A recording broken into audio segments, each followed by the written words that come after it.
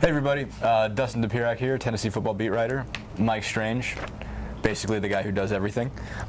Here for another episode of Double Coverage leading into Tennessee, Alabama, also known as Lane Kiffin Week.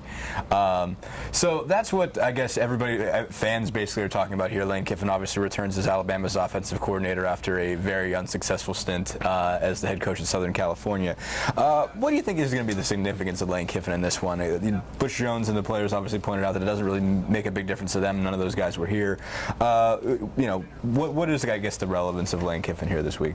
Well, it's all, I think Butch is real about that. I don't think it matters to the players. I think this is a big deal to the fans. But I want to say one thing that one of our Alabama colleagues pointed out that I thought was true. Tennessee fans forget Lane Kiffin. Nick Saban's the guy you should be mad at for making this series the lopsided mess that it is. Yeah. Tennessee's obviously coming off 34-3 loss to Ole Miss, lost 4 out of their last 5. Thought Butch Jones had a lot of interesting things to say about the progress of this program at this point and sort of where they're at.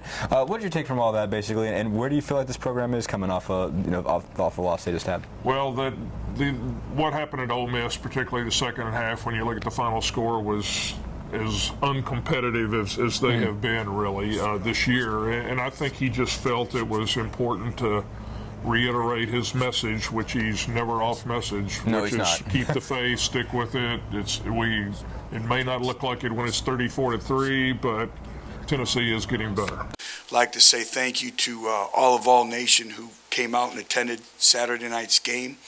I think there's many great illustrations that points towards. First of all, is a great positive energy and excitement environment that surrounds the building of our football program.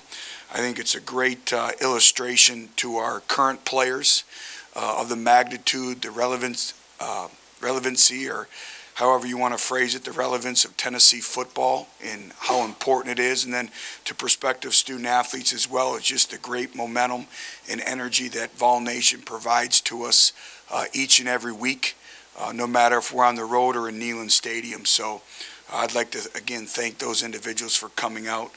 And I think there is I can see how it can point to some level of progress, especially defensively. I mean, I think that group has come along a lot faster than people expected. I think they were 83rd in total defense when the year ended last year. They're about 19th, I think, right now.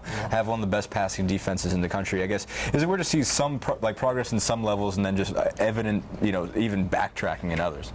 Yeah, it's been, if you had this defense with the 2012 offense, maybe Tennessee would be in the 14 playoff, lurking on the fringes of that, because then they had great offense and couldn't stop anybody, and now the ball is flipped to the other side there. So it's, you